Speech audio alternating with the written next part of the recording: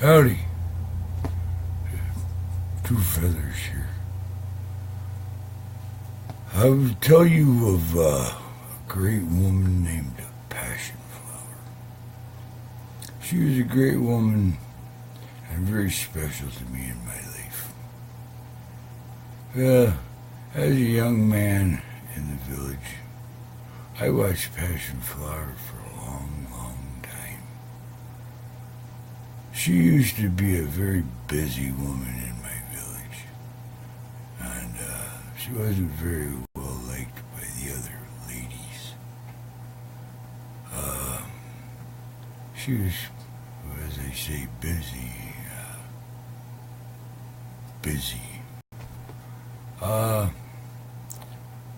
I used to sit in a tree down by the creek because Passion Flower washed her drawers every day down there, and when she walked by gallivanting down through there, I would gaze up down her boobs, look down her blouse. She had great big boobs. Boy, that's special. Every once in a while, she would get buck-ass and wash her stank right off her in a creek, too. And that was a great day. So that was special. Well, one day I happened to get an arousal in my drawers, and I'd never felt that way before. And as Passion Flower was walking by it, I got this boner in it, and it knocked the bark right off the tree, and the bark went right down the blouse of Passion Flower. She stopped in her tracks, and she looked up and saw me sitting in the tree, and she says, "Are you looking at my boobs?" I said, "Oh, no, Passion Flower. I'd never do that, no. No, what had happened, Passion Flowers? I got a boner, and it hit the bark in the tree, and it knocked it off, and it fell down and went in your blouse. And I'm really sorry, Passion Flower." And she goes, "Is that a boner?" I says, "Yeah, it's a big boner, yeah, Passion Flower." She said, "Well, why don't you grab that boner there and come on right down here to me?" I said, okay, Passion Flower. Well, I had quite a time getting out of the tree because I've never tried to get down out of a tree before, because I never had a boner before. I never tried to get out of a tree before with a boner. So I ended up having to jump down, and Passion Flower caught me. Because, she was quite a woman there. She was quite a woman. And anyway, it was well worth me jumping out the tree. And we made massive whoopee there for days and weeks, and probably a month and a half, and she had other men that she'd took care of there, but I felt like the only man that she ever truly loved. Anyway, I did Passion Flower all the way up till she croaked, and she was all pruned up and everything.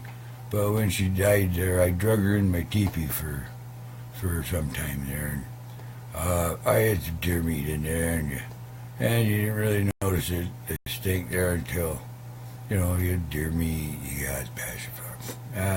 You didn't really notice. When you did notice, it was time to put her 6 feet under, because you could tell it was time. But I did take a cast of her face, and I sent it off to a company who made me blow-up dolls of Passion Flower.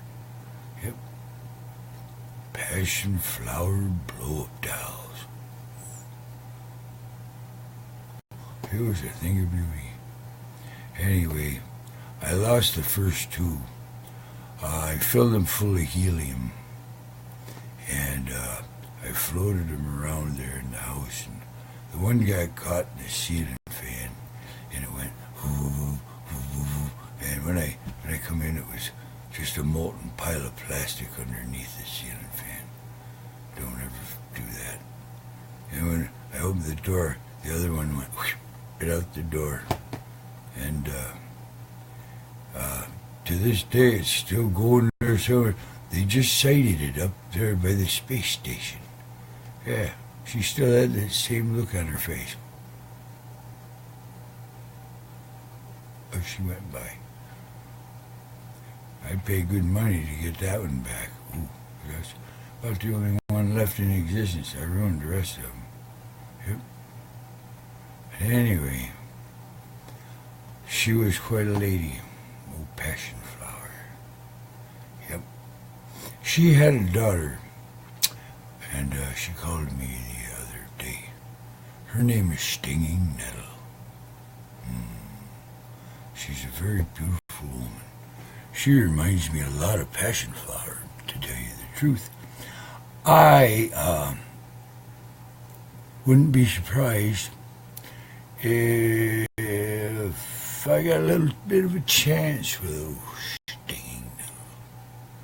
Oh, and she's got 2 daughters, Skunk Cabbage and Trout Lily, and they're 29 and 30. You know, 2FEATHERS isn't dead yet. Nope. 2FEATHERS ain't dead yet. So you never know, hey. You know, stranger things have happened. You know. Stinging Nettle, Skunk Cabbage and Trout Lily, offspring old passion flower. She made me the man that I am today. Yep. Passion flower. Well, I was thinking of a story. These porcupine family, they had a couple offspring, Buster and Wilma. The young ones there, the parents decided it was time for Buster and Wilma to hit the trail. You know, they're ready to have another litter. And Buster and Wilma was old enough to be out on their own, so as much as it hurt their soul to kick their ass out the door, they did. And old Buster and Wilma went about their way. Well, as days went by, and Wilma nagged and I'm hungry. And Buster said, shut the hell up, you dumb man, shut up. Anyway, so they walked on and then went on. All of a sudden, here they meet this other young porcupine who the same thing had happened to him. He got booted out of his clan there. And his name was Chuck. Oh, Chuck took a little liking to old Wilma. And he didn't give a shit if she nagged or not.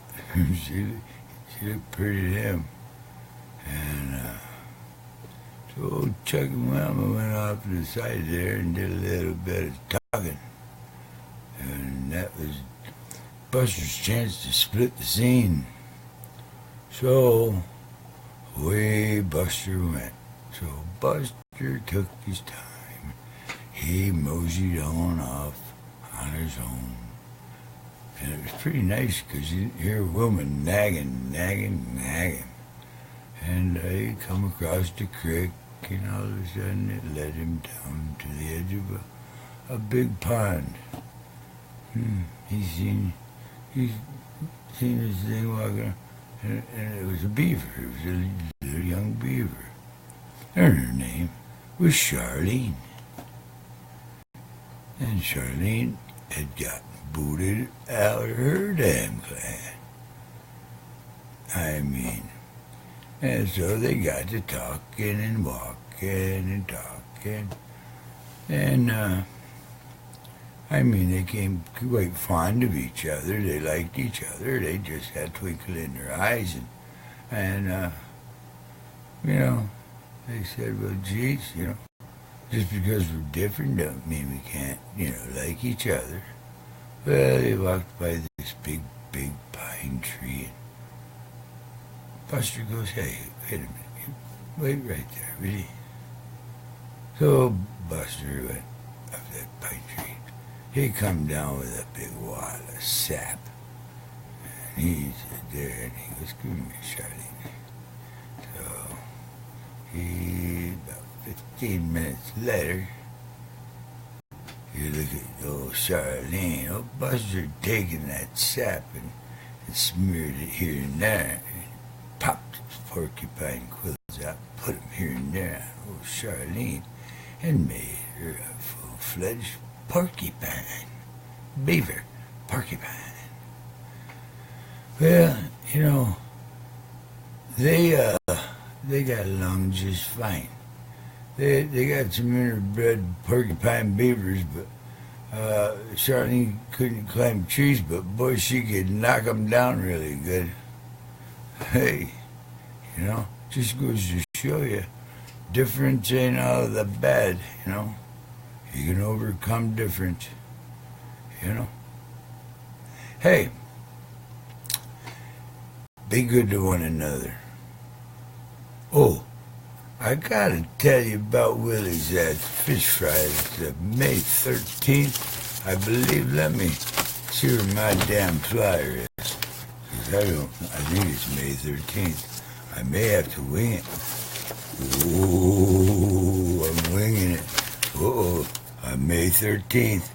Ian King Foundation, and there's 50-50 raffles, and Old Easy's cooking the fish up there. And it's 4 to 6 p.m. at Fat Willie's at Friendsville Inn. If it ain't the right date, why don't you call there looking for them flyers at the damn other places around. There's establishments around that has the flyers around. Okie dokie. You just get around there, 'cause that's a good fish fry. Who don't like a fried fish? I knew a fried fish one time. He was all fried right out of his brain. I was on a vision one time. There was a shapeshifter one time as a fish. Can't remember. But I met a fried fish one time. He was loony toony. Anyway, Fat Willie's, a wonderful Friendsville, and Friendsville's a friendly kind of town. It's beautiful. And Fat Willie is a great man. Yes, he is. And all the ladies up there, be nice to them. Tell them old 2FEATHERS sent you. Yeah, tell them 2FEATHERS sent you. Okie dokie. It's for a wonderful cause. Okay.